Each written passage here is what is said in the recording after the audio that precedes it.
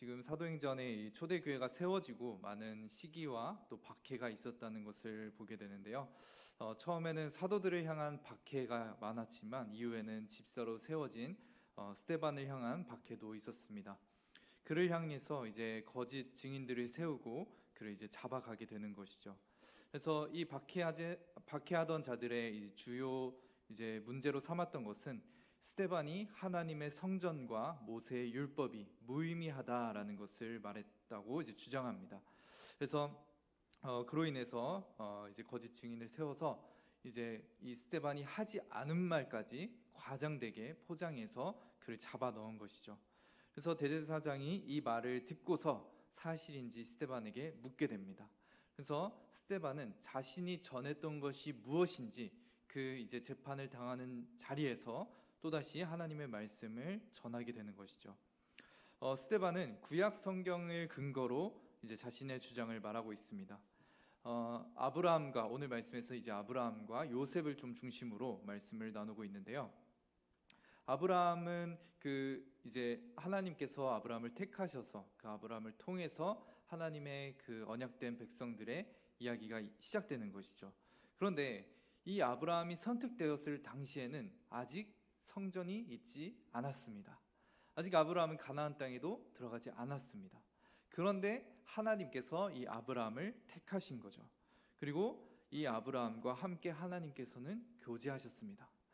그때 당시에 제사장들은 하나님께서 성전을 통해서 우리와 교제하신다, 우리와 함께 하신다, 이것을 기억하고 이것을 중심으로 성전 중심의 신학이었습니다.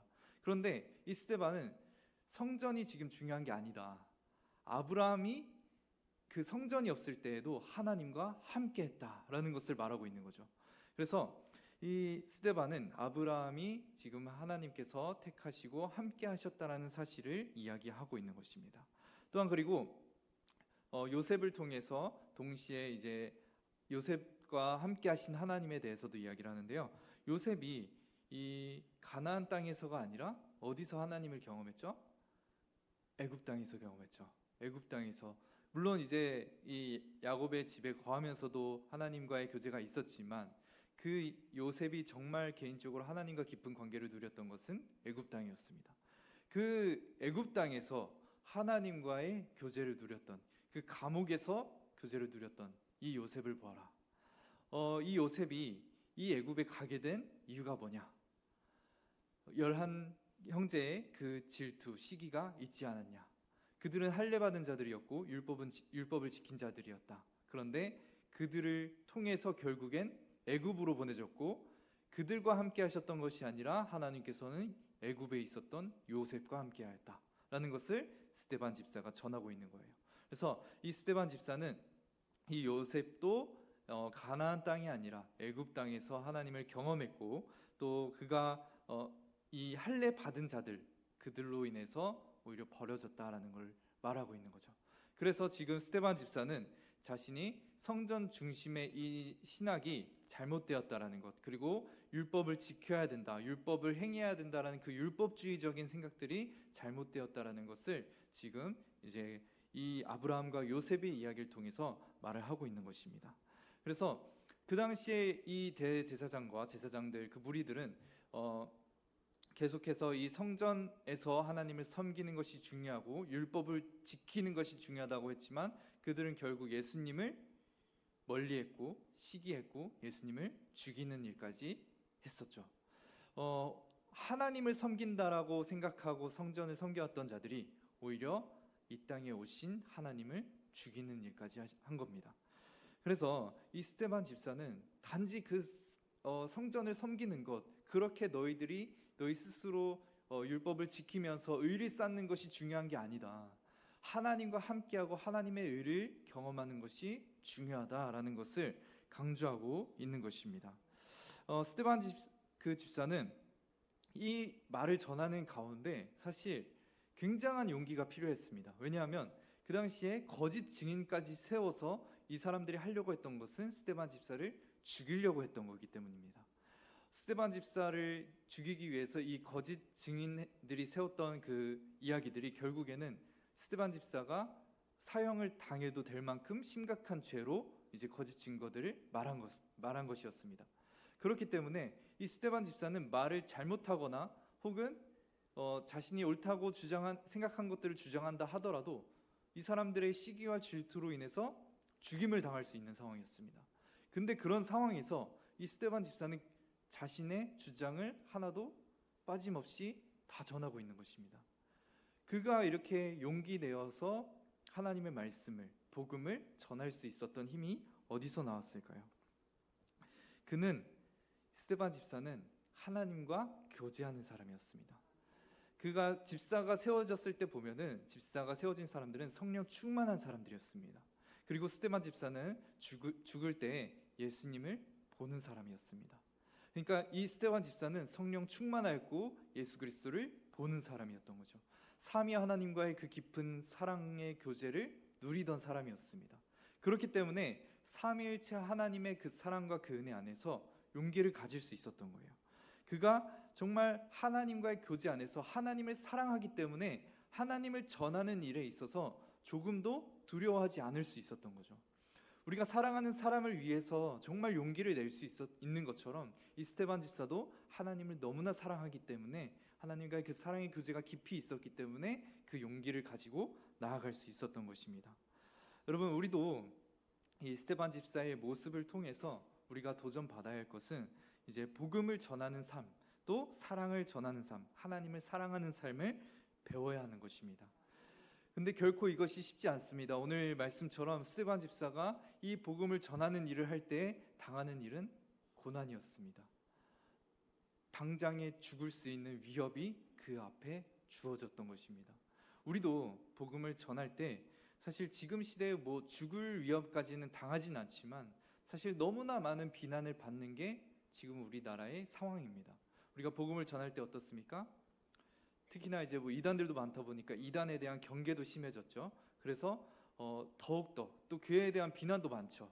문화나 이런 것들 통해서 교회의 좋은 점은 전혀 안 나타나고 아픈 점, 나쁜 점만 다 이렇게 밝혀지게 되는데 그로 인하여서 우리가 복음을 전하는 길이 더더욱 좁아졌습니다. 제가 한 12여 년 전에 이제 학교에서 이제 등하교를 하면서 학교에서 이제 통학할 수 있는 버스를 타고 다녔는데 학교에서 이제 돌아오는 길에 이제 하교하는 길에 이제 같이 하교하던 이제 동기한테 같이 이제 가면서 복음을 전한 적이 있었습니다. 하나님의 사랑과 그 은혜를 누리면서 정말 감사한 마음으로 내가 하나님의 사랑을 전하고 싶었고 그래서 그 가는 길에 기회가 돼서 잘 전했습니다. 그 시간에 전했던 것이 저는 정말 제가 짧은 시간에 전했던 복음 중에 정말 잘 전했던 복음이었던 것 같아요. 근데 그 믿지 않는 친구가 그 당시에는 되게 잘 들어줬어요. 굉장히 잘 들어줬고 사실 뭐 버스니까 이제 또 막 엄청 뭐 크게 할 수도 없고 그냥 조용히 가니까 또 조용히 말하니까 더 집중이 되었던 것 같아요. 그래서 복음을 잘 전했고 그 친구가 잘 들었습니다. 그리고 나서 다음날 되니까 어떻게 됐을까요? 그 친구가 학교에 가서 성철이가 나한테 전도하더라 이 얘기를 하는 거예요. 저는 분명 예수님의 사랑을 전했고 그 사랑을 좀 그래도 느끼지 않았을까 이 생각을 했는데 성철이가 나를 전도하더라. 이 말은 뭐예요? 나는 갈 의사가 없다. 전도 행위를 하더라. 약간 이런 식으로 받아들인 거죠. 네. 그렇게 이제 말을 하는 거를 제가 들었을 때 제 마음이 어땠을까요? 실망감이 컸겠죠. 네. 제 마음에 실망감이 컸겠죠. 그래도 뭔가 당장에 뭐 교회는 안 가더라도 조금의 뭔가 변화가 있었으면 좋겠고 교회에 대한 궁금증이라도 생겼으면 좋겠다라는 생각이 있었는데 전혀 그런 건 없고 전도하더라 이 말로 다 끝나버렸어요. 그러니까 제 마음에는 실망감이 너무나 컸죠. 우리가 이 복음을 전할 때 이런 실망감들이 많이 있을 것입니다. 또 이런 적도 있습니다. 복음을 전하고 그 친구가 굉장히 또 열심히 교회를 나왔습니다. 꽤 몇 년 동안 나온 것 같아요. 근데 이 시간이 지나서 이제 그 친구가 교회를 이제 나오지 않겠다고 말을 하는 겁니다. 하나님을 믿고 교회에 나오는 것보다 세상에서 이 술이나 또 담배나 이런 세상의 문화나 이런 것들이 너무 좋다라고 말을 하는 겁니다. 그러니까 그 친구 안에는 이 교회 생활 안에서 정말 즐거운 부분들이 분명히 있었지만 그 안에 예수 그리스도를 믿는 기쁨이 없었던 거죠. 그렇기 때문에 그 기쁨보다는 이 교회 안에서 누리는 기쁨보다는 세상에서 누리는 기쁨을 선택한 것입니다. 그래서 저는 이러한 거절과 이렇게 이제 친구가 함께하다 떠나는 일들을 통해서 참 마음속에 실망감을 갖게 되고 복음을 전하는 것이 결코 쉽지 않다는 걸 더욱더 느끼게 된 것 같습니다.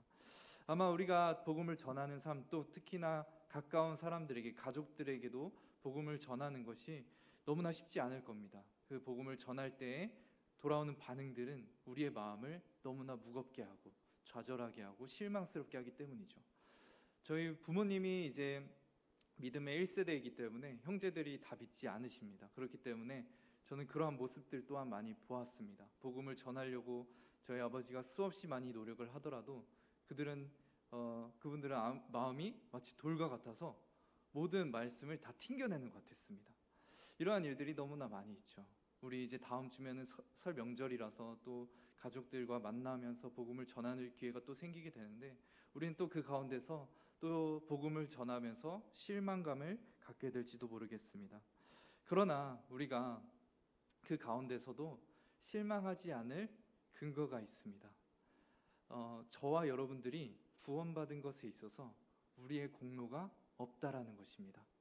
이 제사장들과 이 율법주의자들은 자신들이 계속해서 성전을 지키고 율법을 지킴으로써 하나님으로부터 사랑받을 만하다, 하나님께 구원받을 만하다라는 생각이 있었습니다. 그런데 스데반이 말했던 건 그게 아니다. 아브라함을 봐라. 그가 무엇이 있었냐? 성전도 없었고 율법도 몰랐다. 그런데 그가 선택받고 구원받지 않았냐? 그를 통해서 이스라엘 백성이 지금까지 이렇게 이어지지 않았냐라는 것을 전하고 있는 것이죠. 저와 여러분들도 마찬가지입니다. 하나님의 사랑과 그 은혜가 거저 주어진 것입니다. 그렇기 때문에 우리는 복음을 전할 때 한편으로는 간절한 마음으로 복음을 전하지만 동시에 실망하지 않을 마음이 여기에 있습니다. 왜냐하면 구원의 근거가 내가 전하는 복음에 내 입술에 달려있는 것이 아니라 하나님의 전적인 능력과 사랑 안에 있기 때문입니다. 그래서 여러분들은 그 사랑을 믿으면서 복음을 전하시면 됩니다. 제가 그래서 얼마 전에 저희 아내의 외할머니, 이제 외조모님께서 돌아가실 때 원래 믿지 않으셨는데 전날 이제 너무나 아프시고 괴로워하신 전날에 가서 이제 제가 복음을 전할 수 있는 기회가 있었습니다. 너무 감사하게도 그런 시간이 있었는데 그 순간에 제가 너무나 마음이 무거웠습니다. 왜냐하면 예수님을 믿지 않는다라는 걸 알고 있었고 지금 너무나 아프신 상황이기 때문에 당장에 복음을 전해야 한다는 부담감이 너무나 컸었습니다. 그렇기 때문에 복음을 전해야 되는데 내가 말을 잘못하면 어떡하지? 내가 말을 잘못해서 예수님을 믿지 못하게 되면 어떡하지라는 그런 뭔가 중압감과 그런 책임감이 너무나 커졌습니다. 근데 그 가운데서 저는 계속해서 하나님의 성품과 하나님의 사랑을 생각할 수 있었습니다.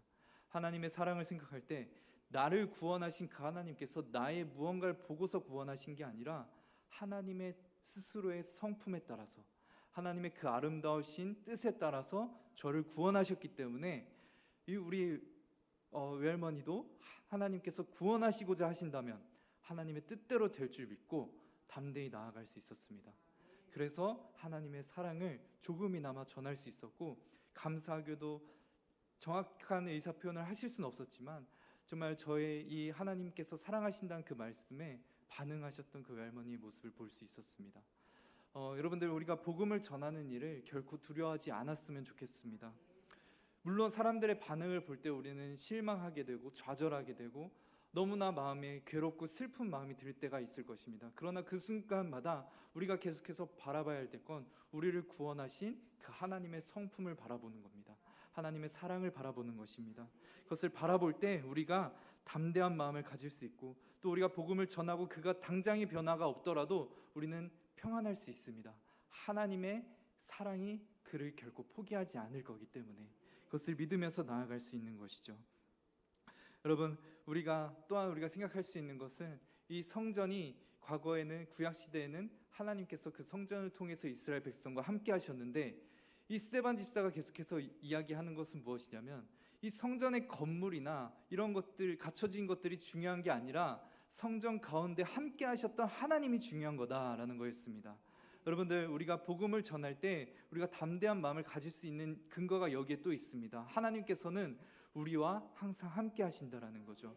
우리를 성전 삼으시고 우리와 함께 하신다라는 것입니다.